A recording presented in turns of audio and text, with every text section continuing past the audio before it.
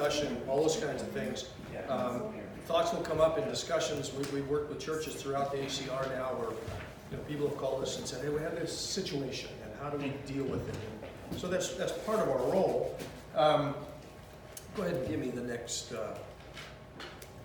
So this is the clan. Now, you notice it's not color coordinated. It's all kind of hodgepodgey. But that's who we are, and Cheryl will talk a little bit about who we are. But I think the point here is that picture was taken last year at Massanutten when we celebrated our 40th wedding anniversary. All right. Now, that is significant because a lot of what we're going to talk about today was part of our family, our marriage, our relationship, and that's the proof that this can be overcome. And, that picture was taken in spite of all of my shortcomings, foibles, fallacies, and mistakes. And that is the significant piece here, in that no matter who it is or what the struggle is, it can be overcome. Come on. Amen. Yeah. Amen. All right. Well, this family ranges from, my oldest is in Korea, South Korea, with the Army, and has 2 kids there.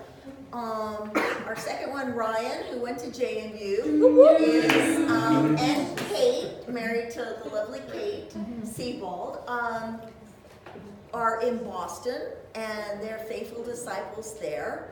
Our third one, Kira, some of you might know Kira, married to Steve Hoover, who couldn't make it, unfortunately. Little guy, Link, they're in California. And the youngest one, Kevin, is actually in Virginia Beach with us. So we have one grandchild close by, which is really awesome. We've been married, like I said, 41 years. Neil spent 27 years in the Navy. So we moved all over the place. The Walshes, they know about these things. Yep. Kids were all born in different states. And we also adopted our 2 younger ones. So Kira was born in Florida, and Kevin was born in Virginia, and so we've had him since birth.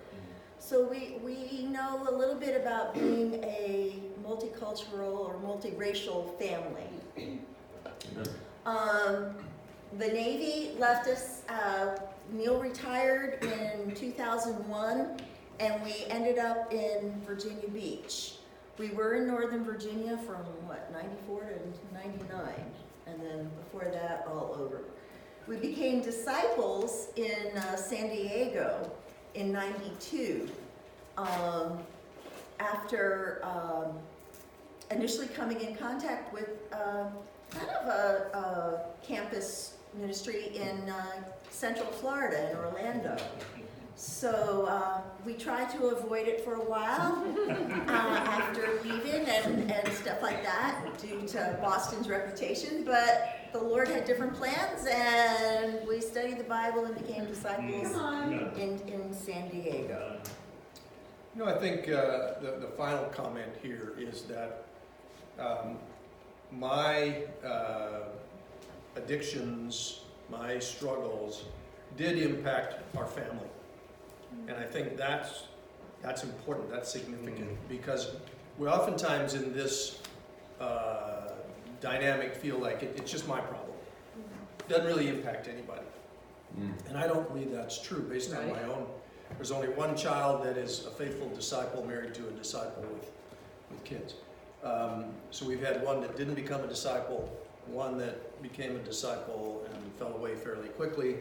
And Kira and Steve were faithful disciples for a number of years, and then when he made Blood Brother, the outfall of some of that really caused some great challenges, and they turned their back on God as a result of that. But I think a lot of that was due to my own distractions, because I didn't follow up on a lot of things that I should have seen as a father, and built a spiritual context within our family that could withstand that. So that's on me. So I think there's a couple things, some naiveties here that we have to make sure that we are not allowing to control our thinking, because these kinds of behaviors do impact those around us. It's not just you. And grasping that and understanding that is really, really important. So go ahead and, as Cheryl had mentioned, we began our efforts, actually I think the more accurate date is 2006, but we've been at this a while. Now it's taken us quite a number of years to figure much of this out. But one of the things that we're doing is that we kind of have this package we've developed now. So it took us 10 years. We're shortening that timeline in other churches to be able to allow effective growth and dealing with some of this. From those early efforts, today we have several men who have got great purity records. We have a gamer in our group now. We have a recovering alcoholic. There aren't enough resources to say, well, we're going to have a group for alcohol, we're going to have a group for drugs, we're going to have a group for gaming, and so addictive behavior, if you look at it, is just kind of a very common baseline. You are choosing something to satisfy whatever emotional challenges you have. And that something is not God, and that's the problem. It has no spiritual focus, it just has an emotional focus. In 2012, we began to attend the Pure and Simple Conference. That is a conference that's put together by the Newleys and the Wideners. In that early effort in 2010, we found Dave Widener's material, Freedom Ministries, in Chicago, and back then we downloaded it, we printed it. That was our go-to Bible. It's kind of like our AA book for purity. And since then, there have been a tremendous number of resources, and we'll go through some of those with you. In 2016, Cheryl began a wives support group, kind of by accident. Not by accident. Ayanna Booker. Ayanna Booker dragged me screaming and kicking, going, I'm not qualified. I don't really know how to do this. What are you talking about? And but she said, I have women who need support. They need the encouragement to know it's not about them. It's something that their spouse has chosen, and they have to learn how to deal with it and keep their own integrity and walk with God while that's happening. We then began a women's purity group 2018. It's still, we're on our third book. It's still rocking and rolling a little bit. We meet every other Saturday morning, and the women, it's not as defined as Neil's group, but we are working with it. But I think as we've begun this, when this originally began, it was a guy problem. Right. Yeah. Well, now we're seeing that it's not just a guy problem. No. And so the learning curve is, still coming up. And we're seeing the propensity of the issue in the younger generation. If that's you, I'm sorry. We'll talk a little bit about that. But remember, the goal is not just recovery and overcoming whatever sin is plaguing your life. The purpose, if we look at it scripturally, our lives have a purpose. We have twofold purpose. One is to make disciples. We'll kind of understand that one. But the other is to live our lives to glorify God. Amen. And so if you just focus on the recovery, you go, I'm recovered. Well, who's that focused on? Me. It's you. What we're supposed to be focused on. That recovery is something that has to be shared because there are other people that need that. And so, the way we teach our guys is like, hey, you got to recover, but God's got a plan for you. And you can't just recover and hide. You got to recover and brag because God has worked something powerful in your life. Amen. So, give me the next one here then. This is an interesting dynamic. We just added this. I want you to look at two different items. One is addiction, the other is idolatry. Now, if you look at addiction, it says it's physically and mentally dependent on a particular substance. You're unable to stop taking it without incurring adverse effects. Okay, withdrawal, those kinds of things. It can be physical, mental, emotional. And you look at the synonyms there, pretty negative in a lot of ways, right? Well, then you go over and look at idolatry, the worship of idols. You can define that however you want, but you can't escape from the fact that it is extreme admiration, love, or reverence for something or someone. And from a spiritual perspective, it's other than God. You know? And if you look at those two, they really start to become very blurred, the distinction between them. And I think it's really important to understand that. As addicted, that's kind of a worldly term. It's how the world views an issue. Idolatry is the spiritual application of that. And I think that's really, really important. You know, from my own perspective, I look back on my life now.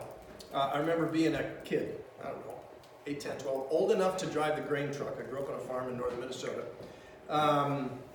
And the grain truck served two purposes. One is to hold the grain. The other was there were 3 5-gallon gas cans in the front seat. Because when the combine got short of gas, you'd have some gas, right? Well, being a curious kid, yep, you got it. Open the gas can. World turned purple, you know? That began my experience of chemical exploration, shall we say. I became an athlete in high school, so I knew that was, the two didn't mix, so you couldn't do that. But in my 20s, I drank way more alcohol than I should have. I think it was even physically possible, but I managed anyway. And then we moved on to other things. So I can see kind of in the history of my own life that addictive tendency, shall we say, addictive personality showing up in different ways. And what I was doing is what's now called addictive substitution. Right. Started with gasoline, and then I went to alcohol, and then I went to pornography, and I know that the temptation is for me to go back to alcohol, so I have to be very, very careful. Okay, next slide. When we started out, we couldn't find anything that was written on, how do you deal with this? So on the table back there are some of the books that we've been through. They're now for sale. Just take a picture, go on Amazon.com, get it for $4, you're all set. But here's a lot of the books that we began with, and I think there's quite a range, and these will be available to you. Go ahead and give me the next one. And as you can see, we began to work on then moving into the women's resources, which were even more limited than the men's. And this has taken 10 years to develop. But I want to point out one that I've recently done, Unchained by Daniel Key. Daniel is a disciple in Boston. Wrote this book. It's kind of shaped after the AA 12 steps. It's written in 12 chapters, and it's just a wonderful, his convictions on what helped him overcome his addictions. Addiction of 40 years, kind of like myself, kind of an older guy, finally realized that something was really screwed up and he had to do something about it. But for him, he lost his first marriage, and it was just a mess. Next slide. And I think now we've entered a new era, and just in this last year, we began to talk about parenting references. And a lot of these have been used by disciples in the Tidewater area. We had to have somebody test case them, did they really work? And what did your kids think? How did it turn out? And it's just been a great story about it. We'll talk a little bit more about parenting, which is so key as we look to the future. We're right now working on Every Heart Restored in our wife support group, and it talks about pornography, but then also the husband dealt with extreme anger. He used anger to control those around him, especially his wife, and it's her response to the wife's response to his actions. And he did not grow up in a normal household. He did not grow up in a loving household. And she required of him to be a Christian husband, inside and out. But so she talks about how she had, it was a mixture of grace and mercy and holding your feet to the fire to help him become the kind of husband he needed and man that he needed to be.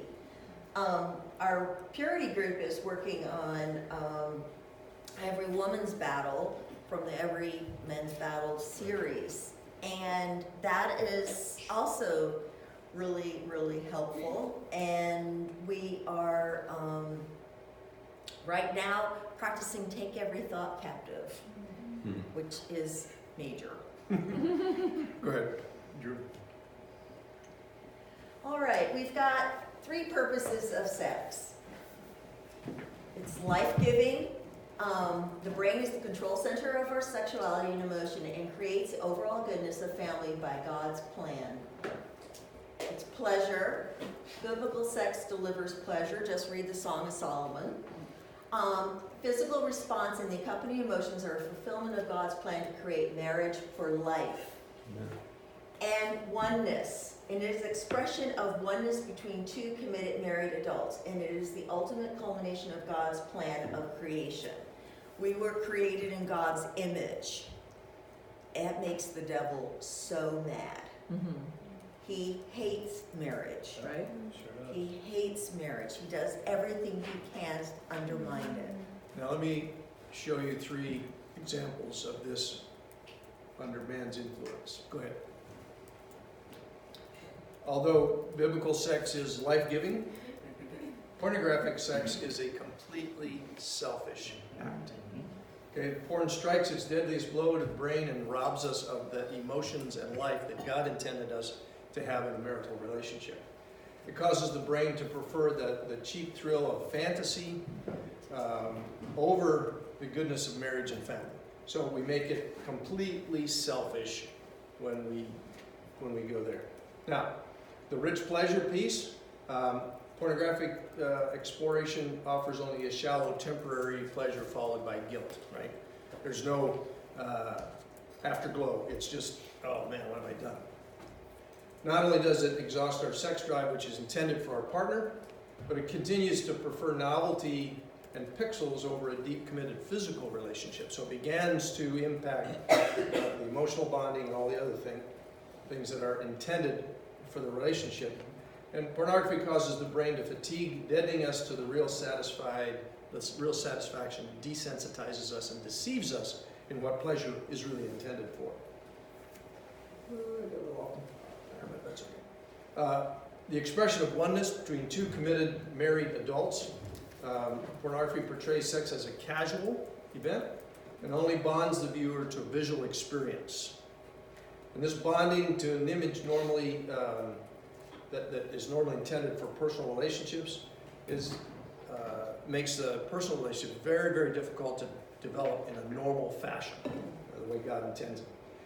It numbs us emotionally in many respects and undermines God's plan for the marriage relationship. So, 3 biblical purposes. When you introduce pornography, those are the kinds of results that you get.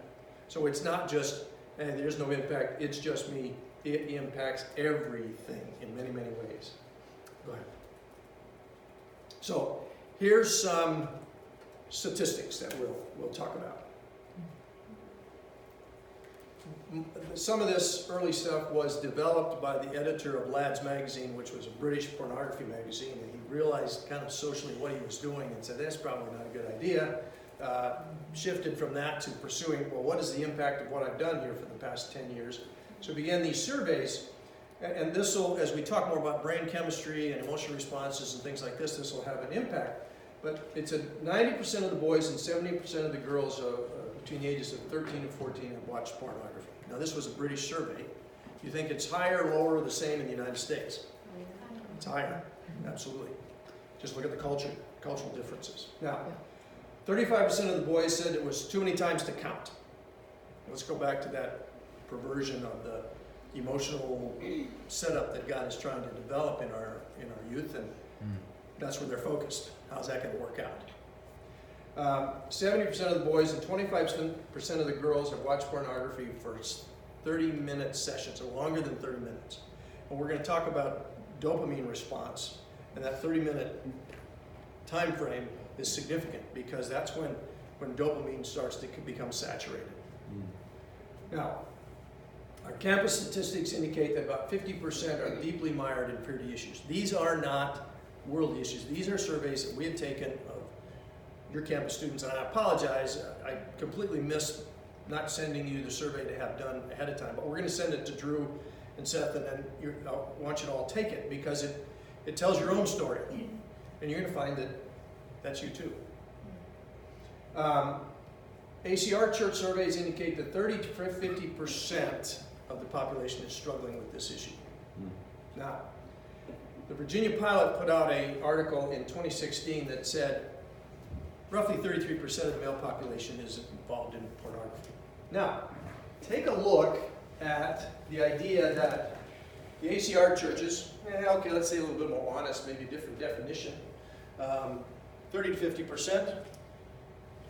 Virginia Pilot says that the normal population is 33%. What's the difference? There isn't any. Nothing. Are you really set aside? Or are you looking a lot like the world here? And that's a problem. 22% of the millennials, if you're a millennial, wear it, that's okay, had a view that pornography was good for society. We look back at those destructions of God's plans there in the biblical sex issue and you go, I don't see how those match up. But from a worldly perspective, it's just another form of entertainment. So we really got a cultural problem as well as a spiritual development problem here. Go ahead, Drew. God has created us with emotions, which are good and proper. We're created, as I said, in God's image, Genesis 1:27.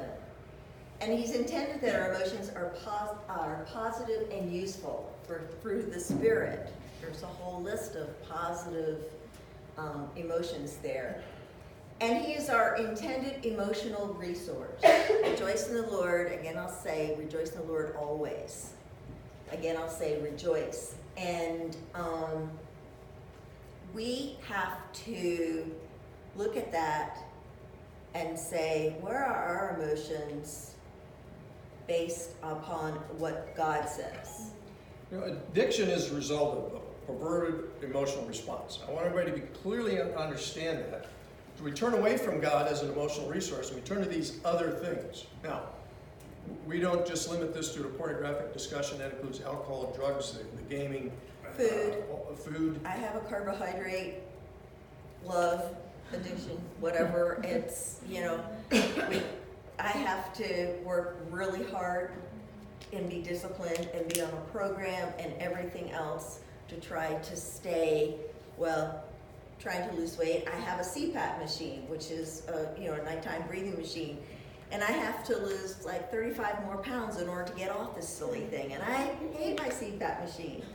I hate eating healthy even more. I think it's really a conflict. I mean, it is something that my doctor's saying you need to lose weight, and I fight this because I see food, and when I see it, it's all over. We're going to talk about emotional versus logical responses, and this is the struggle. This is the same struggle that I have, only it's a little bit easier for me to put up boundaries where I'm not physically, emotionally, visually tempted. Food is part of life. Yeah. It's how we're sustained. It's the control. It's the decision. Is one enough? That kind of a thing. So this has really bonded us in our struggle to overcome and become self-disciplined and emotionally structured. But again, I think this can move to addiction or idolatry very, very quickly, and we don't even realize it. Right. We don't realize it's happening to us, and that's what we've got to have the wake-up call on. Do we realize what we're doing? Go ahead. Now, this is not a recent issue by all means. If you look at Leviticus 18, it says, don't do as they do in Egypt, and don't do as they do in Canaan. And we need to get a handle on this. I think our idea is do not do as they do in Hollywood. The entertainment industry today is filled with people who,